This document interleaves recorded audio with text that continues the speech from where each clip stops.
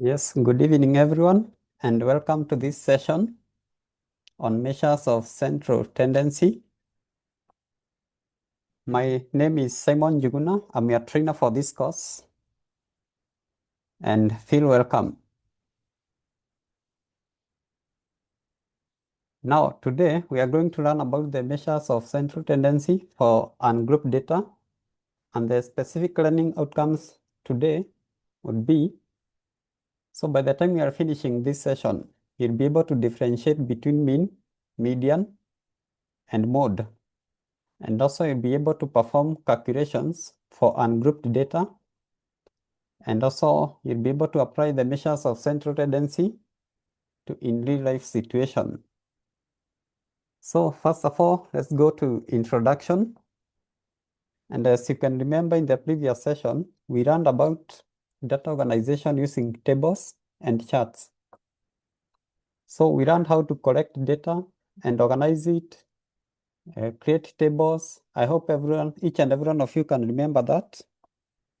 Now, today we learn how will we summarize this data, and that's where the concept of measures of central tendency comes in. And as you are aware, these measures are important in engineering fields as well as business fields and other fields. So who can tell us the various measures of central tendency? You can answer in chat. Yes, I can see Mr. Joel saying about mean, median, and mode. Yes, you are correct. Basically, those are the three measures of central tendencies.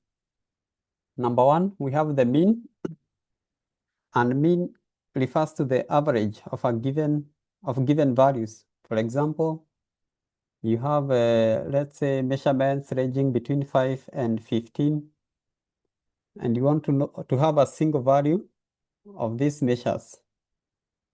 So what you do is just finding the average.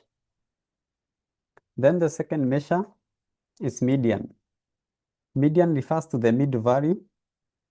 So you arrange these values from the lowest to the largest, and then you identify which one is in the middle, that is the median. And then mode. Mode is the most frequent occurring value. For example, you're given a data set with 5 components or more. So whatever occurs mostly, that is the mode. Now, think about this. When do you think median is better than the mean? Anyone with an idea? In the chat, you can let me know what you think about it in the chat section. But as you think about it, sometimes you may have data that are so extreme. For example, the lowest value being 2 and the highest value, let's say, being 80. That's a very big range. And that's where the concept of median becomes better than the mean. Now let's go to the next part on how to solve these measures of central tendency. Number one, the mean is performed by summing all the values you are given and dividing by the frequency you have. For example, if you have 10 values, you add all of them and then divide the final, the total or the sum by the count. For example, okay, I'll show you an example in the next part. For the median, as I've said earlier, you arrange in a certain order, either ascending or descending, and then you identify which value occurs in the middle. That will be your median. And the mode is the most frequent value or the most occurring value. Now, here we have a worked example. We have a data set 3, 4, 6, 6, 8. Now, finding the mean, As you can remember what I've said earlier, you add these values, 3 plus 4 plus 6 plus 6, then you divide by 5. For example, if we add 3 plus 4 plus 6 plus 6 plus 8, so we have 14, 20, 27. Then it will be 27 over 5. So your mean will be something from 5 point something there, 5.2, 5.3. Now the median, we said it's the mid value. You arrange the data in an ascending order. So, and then you identify the mid value. So when arranging an ascending order or a descending order, the mid value is 6. That is our median. And the mode is the most occurring value.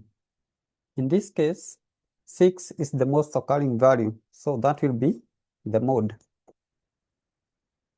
Now, we have an activity here. We have been given the strengths of a concrete as 22, 25, 24. You can note them somewhere. 22, 28, 24, and 30. Then you are required to perform mean and median, and then identify the mode. So this will be a group activity.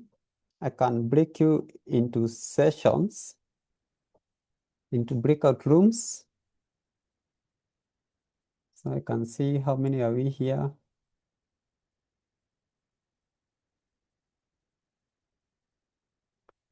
Yeah, then we can have 2 groups.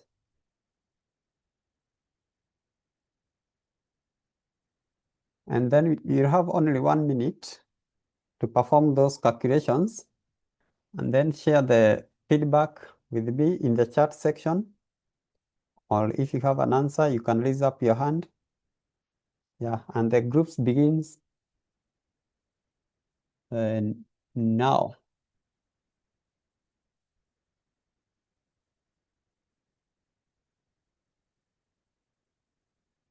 So in room 1, we have John, Joseph, and Juguna.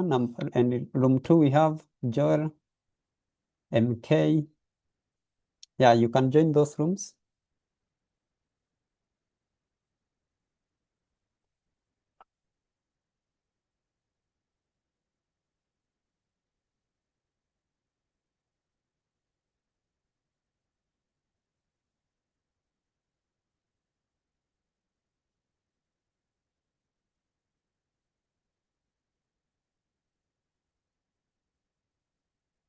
Then we have 60 seconds to work out those problems.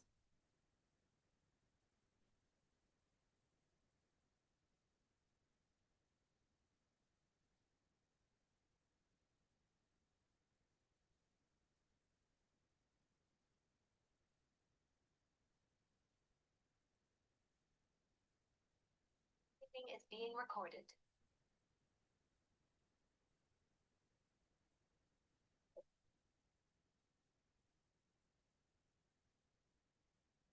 So you have 15 seconds.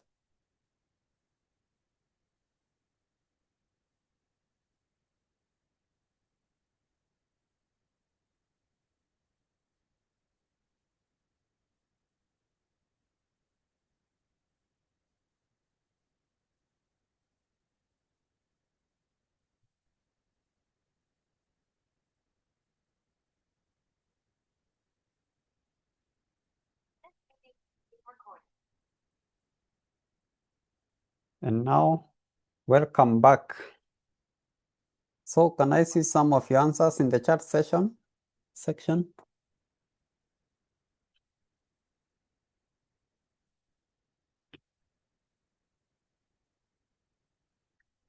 You can see.